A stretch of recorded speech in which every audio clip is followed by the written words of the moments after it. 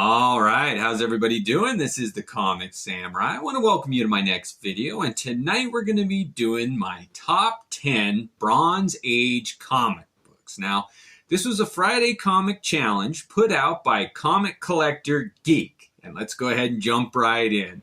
First up, we got this Superman versus the Amazing Spider-Man, and this is just an honorable mention, but this is a comic that kind of sums up what the Bronze Age was all about for me. The colors got a little brighter, the art got a little bit more realistic, and they like to start doing crossovers, major events. And this was the first major crossover between Marvel and DC.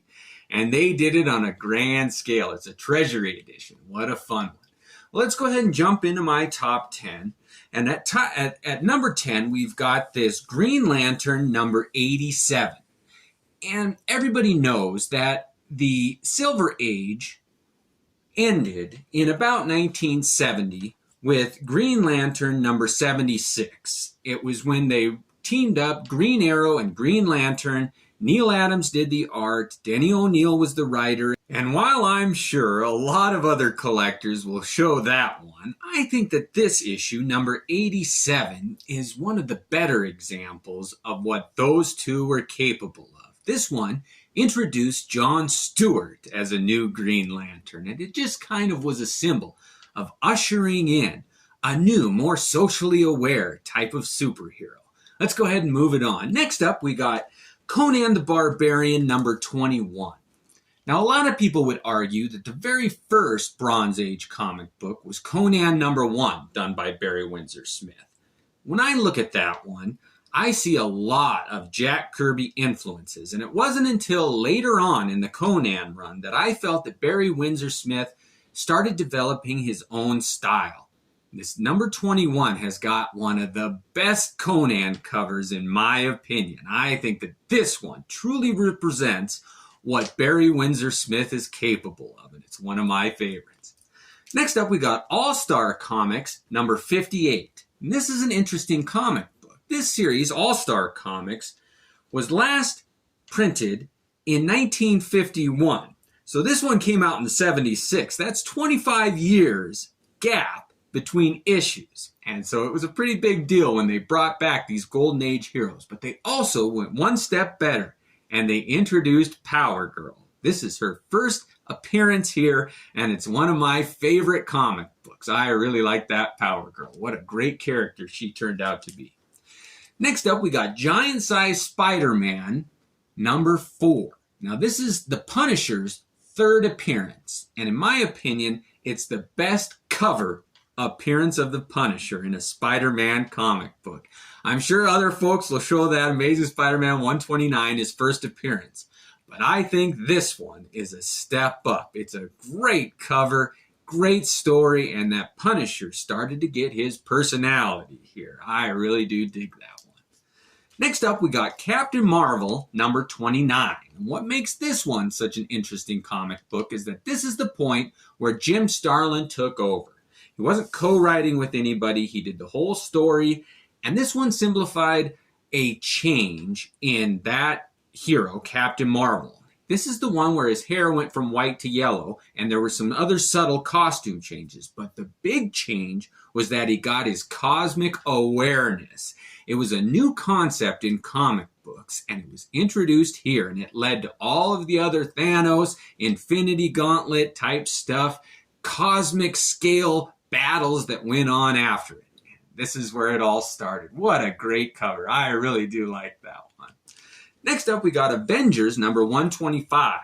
And this one continues the story of Thanos, and it just kind of melded it into more of the mainstream titles. It was the first time it wasn't a Captain Marvel comic book or a Warlock comic book. It was now in the Avengers, and Thanos' threat was becoming one that Earth was going to have to deal with. And I think this one is totally overlooked. I mean, that image of a big head of Thanos towering over the Avengers. What a great cover that one is. Next up, we got The Incredible Hulk, number 122. And now, the Thing and the Hulk had fought before, but they hadn't fought since Fantastic Four, number 25, which was a long time ago. So they had a lot of animosity growing by the time they met again in this comic book. And what an epic battle. That cover, those two behemoths coming together and fighting for the first time in the Bronze Age. What a great clash of titans that one is. Next up we got, it's 12 o'clock, the witching hour, or the witching hour, number 13. This is another iconic cover done by the great Neal Adams. He was so involved at the end of the Silver Age, and his influence in the Bronze Age continue on. He is one of the big names in comic books, and for good reason. I mean, look at that cover. It was unlike anything that had been done in the Silver Age, and this one sparks a change in the Bronze Age. They did away with the Comic Code Authority, so now they could do stories involving vampires and werewolves and spooky things and crime. And this one kind of sums up that change in the mood of comic books. Next up, we got the X-Men number 112. Now, the biggest title in the Bronze Age, many would argue, is the X-Men. They introduced so many things. It kind of changed the way comics were seen. It opened the doors for the cartoon series, the movies that came out, and what comic books are in our pop culture today. It all started with these early John Byrne, Chris Claremont issues. However, this is a cover done by George Perez, and it's one of my favorites of all the covers of those early X-Men. This one, with Wolverine's claws getting closer to his eyes, that feeling of tension is just so profound on this cover. It really does bring out an emotional reaction. That's the sign of a great cover. Next up, we got three that are kind of all tied together. The Bronze Age brought a lot of new starts to certain titles. They introduced all kinds of new superheroines, especially like She-Hulk, Spider-Woman, and things like that. And they also rebooted some of the mainstays. And one that they did was this Spectacular Spider-Man number 1. It was the first Spider-Man number 1 since way back in the Amazing Spider-Man. So it was a big deal when they had a new Spider-Man number 1. And everybody can remember the Spider-Man number 1 that came out in the Plastic Age by Todd McFarlane. So it seems like each age has its own Spider-Man number 1, and that was the one for the Bronze Age. Next up, we got the Shadow number 1. And these covers done by Mike Kaluta are so underrated. I just think that this series had so much potential. I just don't know why it's overlooked. But this is another Golden Age hero that they reintroduced in the Bronze Age. And what a great cover that is. Thirdly, I can't go on without mentioning Star Wars. Now, this happens to be number 1, and the impact that that movie made, you can't say enough things about Star Wars. Everybody knows it. It's infiltrated every corner of pop culture, and it all started right here in comic books. And I think this one actually came out before the movie did. Anyway, the last one, my favorite Bronze Age comic book is this Adventure Comics number 462. I would argue that this is one of the true endings of the Bronze Age. This signified a change in comic books. The Silver Age was a little more lighthearted. It started to bring in social commentary.